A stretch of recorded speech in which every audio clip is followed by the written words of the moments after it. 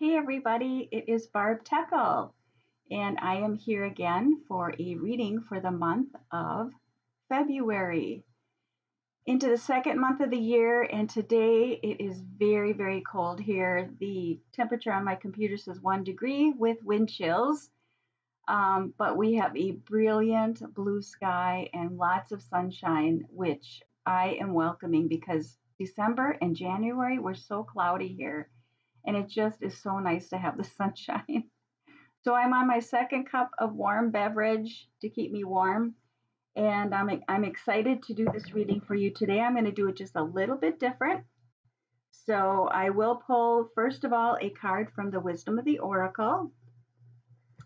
Then I'm going to pull for our animal guide. I'm actually going to work with a new deck that I just received called the Urban Crow Oracle.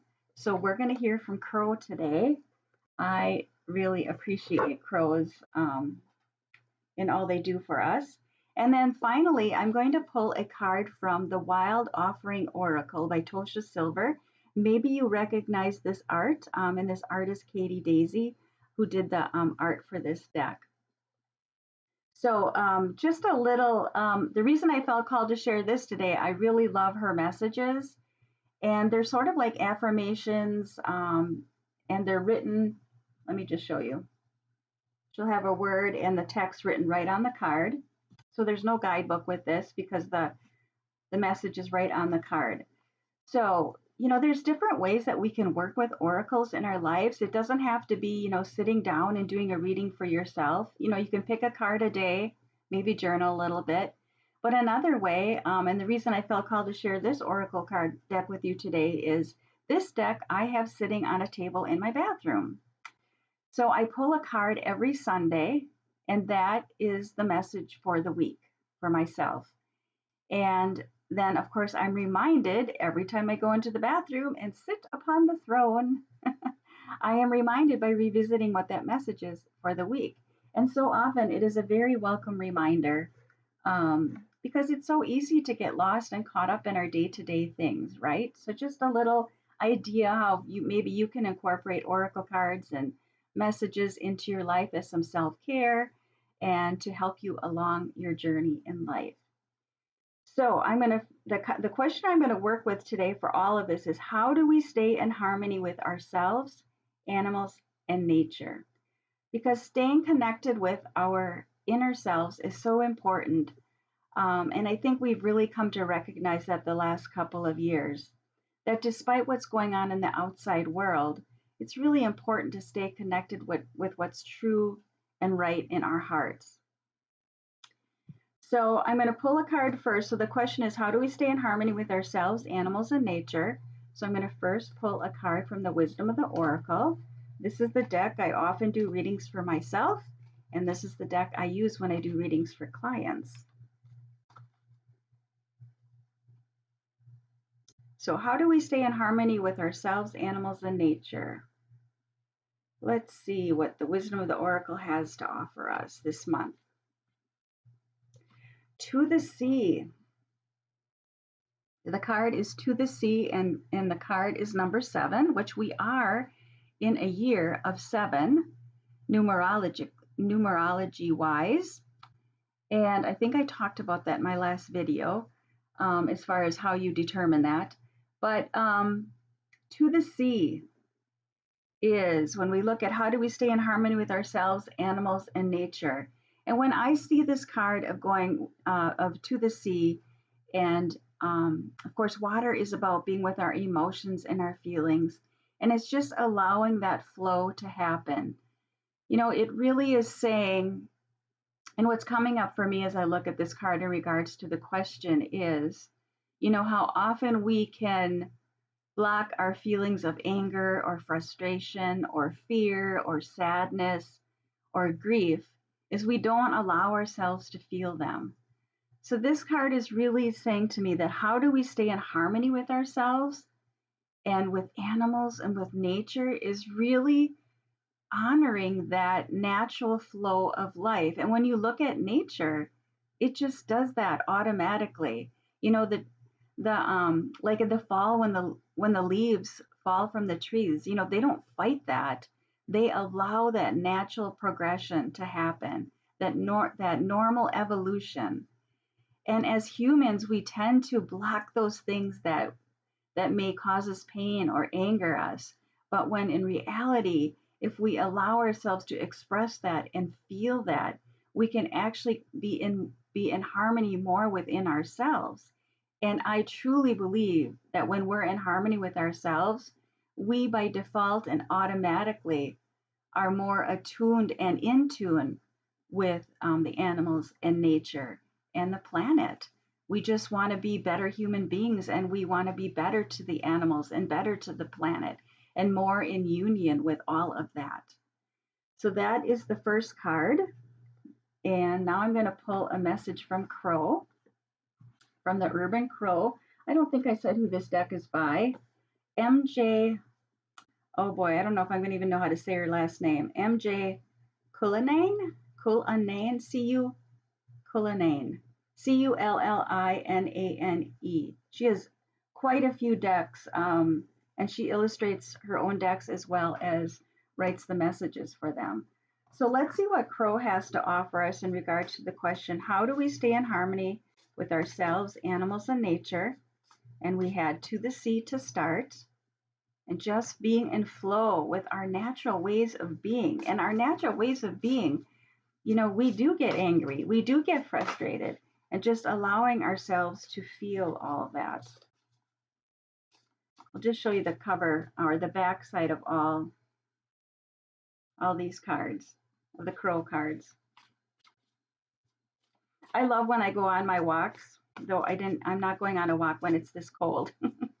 But when I do go on my walks outside, so often I see and I hear the crows, and I'm just fascinated by them because they really do have their own set of language, and it's just so intriguing to watch them talking to each other. And so, what message from Crow is going to help us this month? Battle.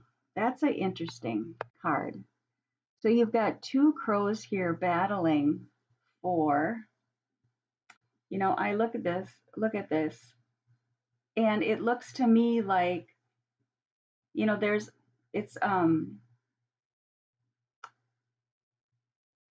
those look like flowers that the crows are battling for. So when I think of the word battle and I look at how do we stay in harmony within ourselves, and then the card, I always read the cards together, to the sea. Again, I'm going to go back to that. When we battle against what our natural flow is supposed to be, and when we ignore those signs of feeling frustrated or being angry or sad, and not taking the time to look at what the reason for that is, instead of just going over the top of it, or maybe we binge eat, or we drink too much, or we go shopping and shop too much. There's like this battle going on within ourselves, and the only reason that there's this battle is we are pushing against and not allowing ourselves to feel what we want to feel. Because as human beings, that's what we experience. We experience so many different emotions and feelings, but our culture, our society has so often taught us to not feel those things. And especially if you're a woman, oh my gosh, you have to be the good girl. You're not allowed to be angry or allowed to be frustrated or allowed to say how you feel about something. But in order to stay in harmony within ourselves, we have to honor all aspects of us. So I really feel like Crow is saying is, stop that battle within yourself. Allow yourself to feel everything. So I am going to turn to the guidebook, since this is a new book, a new deck for me, and just see what else the author has to offer here. So it says, crows are incredibly territorial and will fight intruders to maintain order within their space. You may find that defensive feelings are brewing, whether from within or from an external source. If you have perhaps stepped on some toes or entered into someone's territory uninvited, be prepared to deal with the consequences. This card may also indicate that you will need to defend yourself against someone attempting to infiltrate your space. Sorry, my nose is itching. Take notice of the crows sitting on the wires. Oh, they're sitting on wires? I don't really see that in here, but maybe she's just saying that in general. Take notice of crows sitting on the wires. They are not involved, but are watching on to see which bird is the victor. This may indicate that when it comes to your situation and the battle that is brewing, there may not be much in the way of outside support for either side. This could be an advantage or disadvantage depending on your position. So I still think this goes, because I'm reading it in order with To the Sea, I really feel it's speaking to the battle within yourself, and to step back, that every time you do feel frustration again, or anger or sadness, to really just step back and look at and be with, why am I feeling this? And journal with that. Maybe pick some more oracle cards. And that's how you get back into harmony within yourself. And again, when we're in harmony with ourselves, it's much easier to be in harmony with the outside world. So the final card I'm going to pull is from the Wild Offering Oracle by Tosha Silver. And we'll just see what this has to say in conjunction with the two other cards.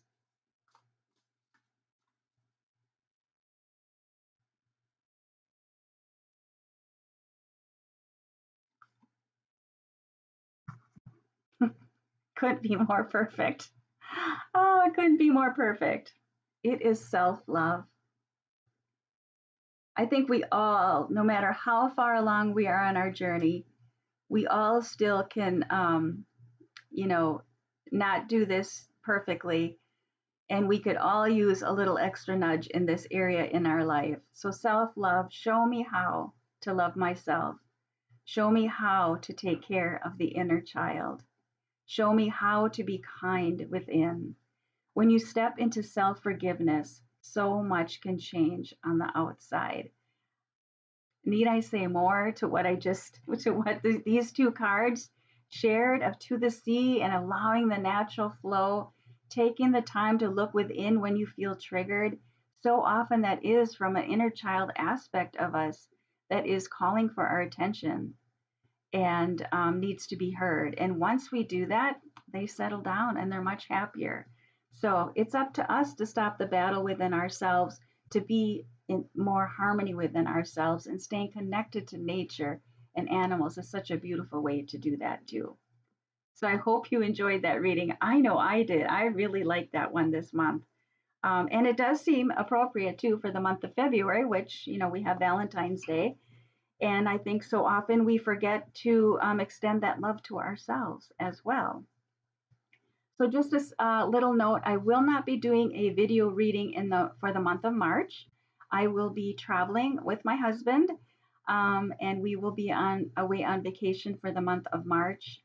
So I won't be doing a video reading, but I may pop onto my Facebook page and my Instagram page and do a written reading there. So I'll provide the links to those social media pages in case you want to check it out and see if I have a reading there for you. I'd welcome you in that space as well. All right, everyone, have a great month of February, and I'll be back with a video reading hopefully in April. We'll be traveling back home in April, but I'm hoping to get that recorded before we head back on the road again. So, all right, take good care. I'll see you again soon. Bye-bye.